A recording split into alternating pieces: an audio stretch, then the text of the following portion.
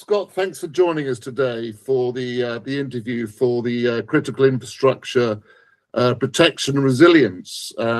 It's great to meet you. It might be nice for everyone listening in or reading about this to hear just a little bit about yourself, Scott, and who you are and how you got to where you are.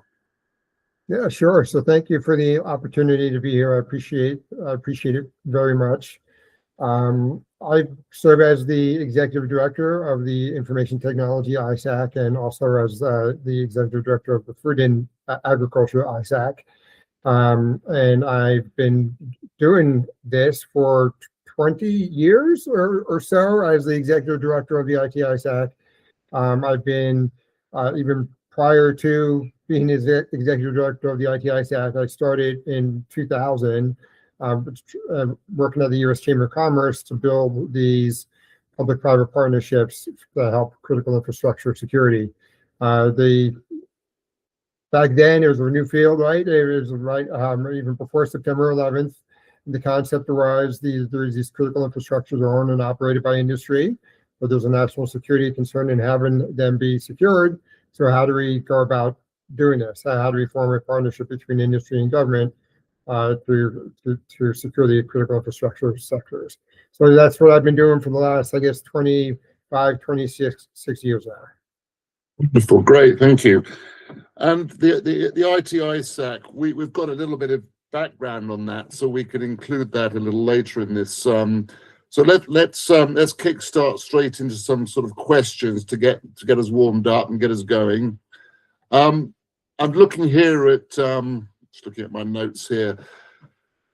So how does the IT-ISAC facilitate trusted and actionable threat intelligence sharing among the critical infrastructure operators? Can you just share a couple of examples here and a bit of background there?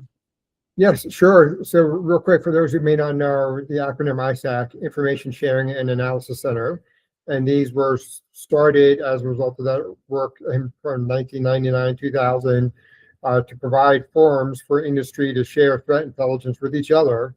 And then there's a focal point for sharing within the industry and across the industry.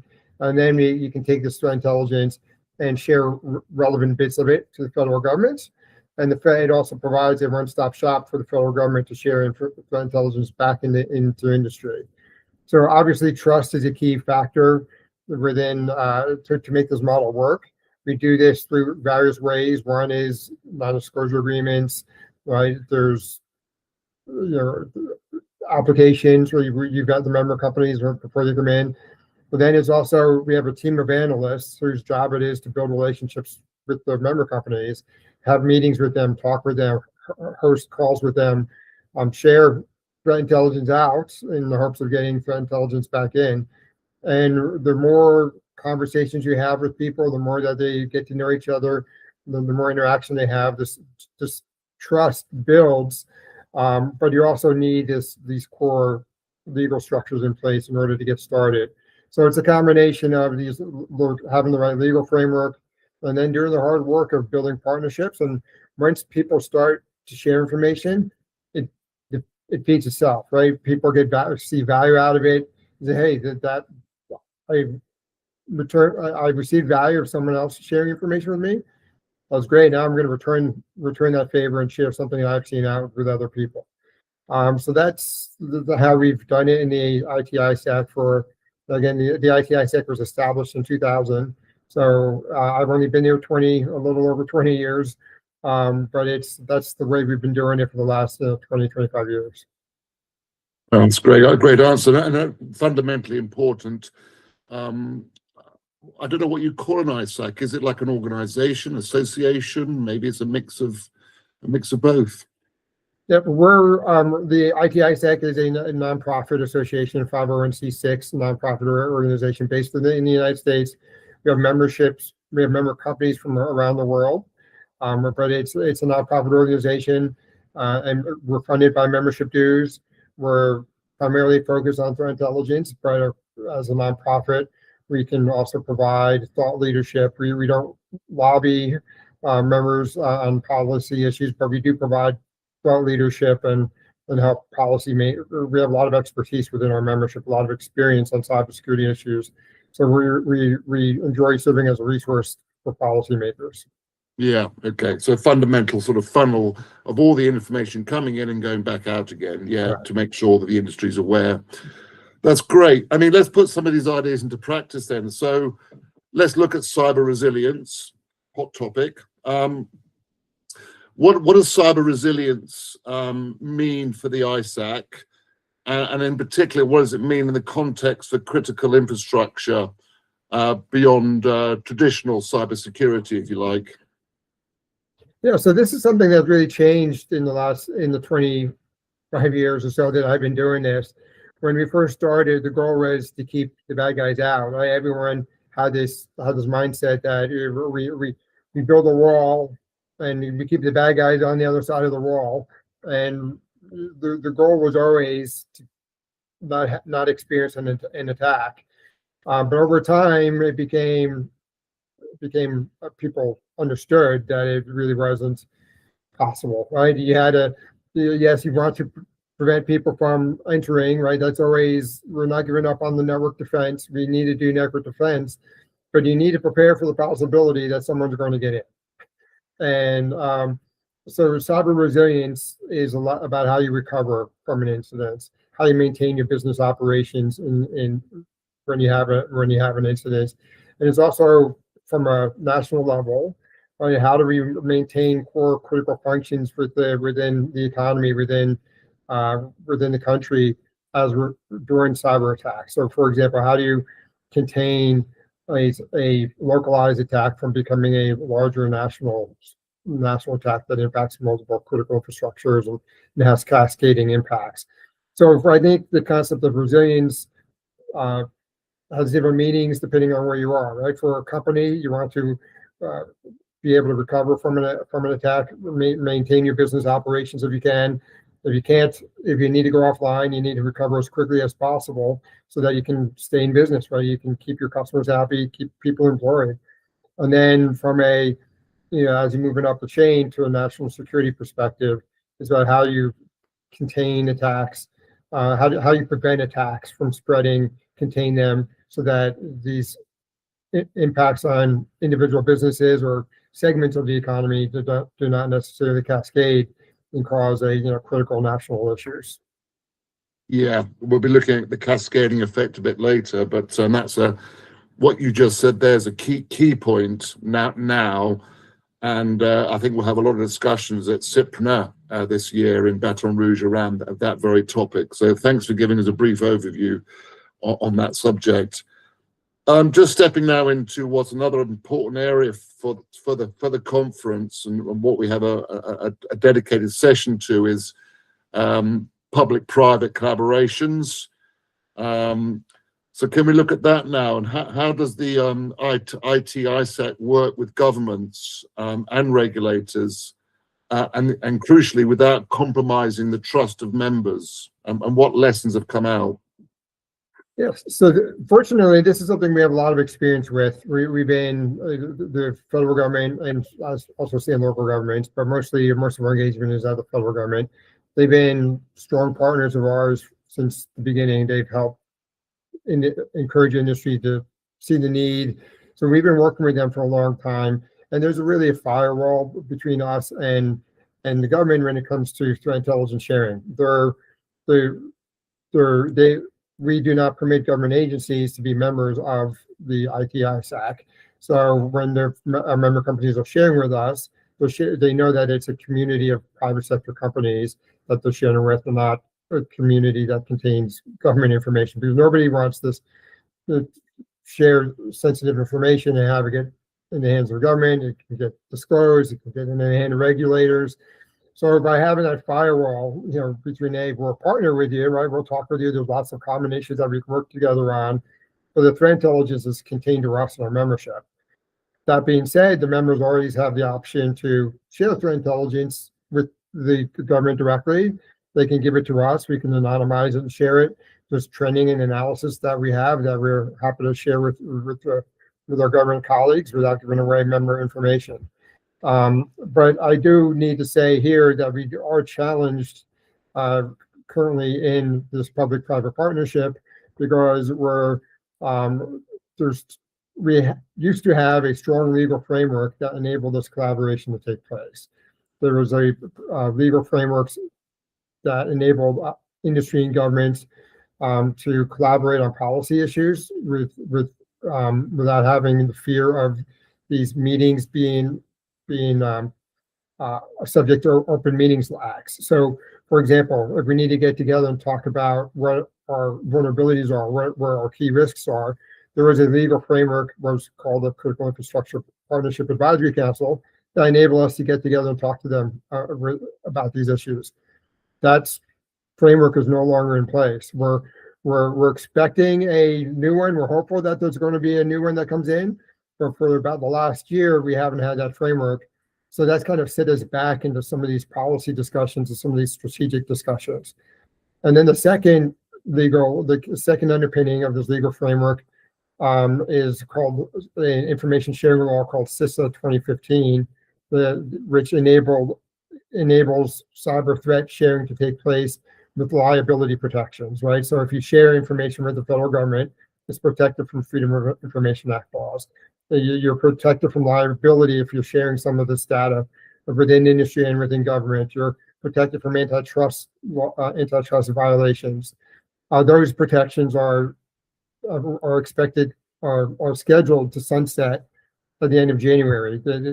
They already sunset once in the end of September. For the government funding, we got those frameworks back, but only until September 30th. So we're kind of in another mode where we're at risk of losing some of these key protections that enable this sharing within industry and between industry and government, and some of these protections that everyone agrees works. Everyone agrees that there's needed, but we just haven't figured out a way to get them renewed. No, that's fascinating. I hadn't realized that. That's a really interesting point. We've just had a few confirmations now from CISA to be at the event in CIPRNA, and I suspect that might be part of the conversation here. So I wasn't aware you were in the middle of two different sort of processes on this. So that's a fascinating topic. I'll make a note of that. Thank you.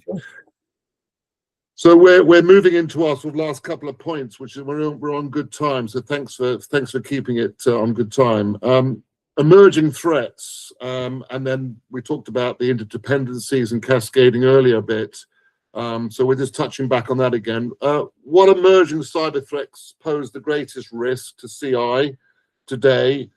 And I think bring in something about the interdependencies between sectors and cascading failures and how we're dealing with that at the moment.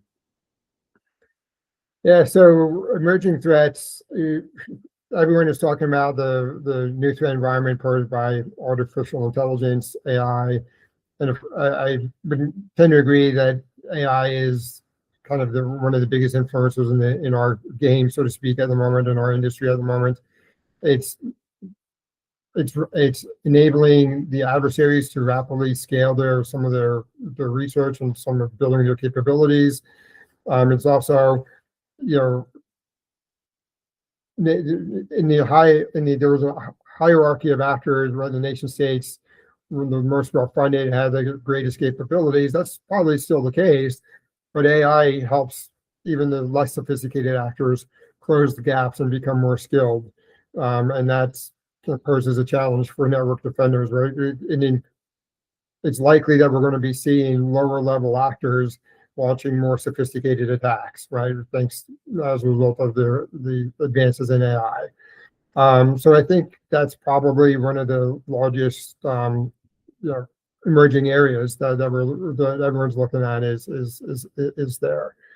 In terms of interdependencies in critical infrastructure, this is something, I guess there's 2 points to be made on this as well, right? So this is something we haven't really done well in the past, right?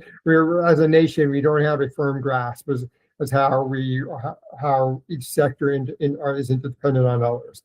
I think individual companies have a pretty good understanding as where an information technology company, our industry, what their reliance is on electricity, what their reliance is on water, what their reliance is on the communication sector. But we've never been successful at mapping this, as creating an interdependency framework or roadmap at the federal level. There were some efforts around identifying critical national functions, which I supported. I think that was a good effort, but we haven't been able to put a bow around that work. So yes, interdependencies is a real kind of a gap that we have at the moment. We don't understand these cross-sector dependencies and interdependencies. And honestly, this is something we've been working on for 25 years. We should have a better handle on, but we don't. I guess my final point that I want to make is another change that we're seeing is from the time I began to where we are today is nation states, right? And the use of critical infrastructure sectors as an element of armed conflict. What we're seeing now is a lot of, we're seeing nation states infiltrating critical infrastructures, owners and operators, and we need to be prepared for the possibility that they're on our networks to do bad things to us, right? And that they're waiting for the opportunity, whether it's a kinetic conflict or a time where they're choosing to turn out the power, hypothetically speaking, or to cause disruptions in supply chains. So I think in the last 20, there's been a development, there's been a development over the last 20, 25 years, but even more rapidly in the last 4 or 5 years, where we're seeing the nations kind of being a little more aggressive in understanding in viewing critical infrastructure as kind of a method for some of their strategies around war and strategic conflict. Okay, fascinating. Yeah, thank you. I think you're right. I mean, going back to the cascading point of view you brought over to us was we're still in that learning phase. Well, I mean, the event, CIPRNA, was one of the pillars, probably the most important pillar was just that. It was the realization by the organizers that the different sectors weren't actually connecting very well together or putting the dots together. And that's been a recurring theme in the conference ever since, actually, to the point now we separate out power and energy and communications and transport and maritime and have them as separate sessions so people can see that they're all actually, albeit separate, they're all linked equally smartly. So again, another good discussion point to be had. Ben, if I may, real quick, one final point on this is that we do a lot of cross-sector sharing across the ISAC community. Right. There's a council an informal council that we all leverage and communicate. So there's daily exchanges going on between our analysts, and we meet once a month to discuss commonalities and get our brains together. So there is an exchange on threat intelligence data that's going across. And there's some understanding within our industries and within our member companies how we're interdependent on each other, but this hasn't led us to a kind of to develop a national policy, a national understanding, national preparedness around some of these critical dependencies. And it's a big issue, right? It's a big challenge, but I think it's a solvable one. Yeah, no, I'm glad you made that caveat point because it's. I know there's work going on. Of course there is, and we're not sort of saying that. Right. It just says that message constantly needs to be reinforced with operators, with agencies, and so forth. And you do a grand job in the middle of that to make sure that is happening. So a good clear point. Thank you. Moving on to our last sort of point, which is an obvious point. Really, it's about the future. What do you see, or what does the ISAC see as what capabilities will be essential for critical infrastructure protection? It says there 10 years. That's probably too far ahead, but let's say 5 years ahead. What are your thoughts on that? Yeah, so my thoughts are I think 5 years is a really long time in this space. I think that the amount of change that we've seen in the last 2 or 3 years has just been they're mind-boggling, really. And it's not something that I've ever experienced. So, but I think the overall trends are the same, right? Which is the actors become more sophisticated, the networks become more integrated, and the challenges become greater for the network defenders.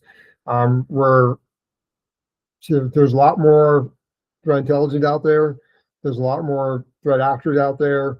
There's a lot more capability out there, and companies who try to do this on their own, they're not going to succeed very well. They need to engage their peer companies. They need to not just subscribing to threat intelligence services, which is fine and good. I'm not, they should get threat intelligence, but there's a need. There will continue to be a need to engage with your peer companies, so to understand your common business environments and your common business constraints, and how you can build security teams and security programs around those constraints and within those constraints.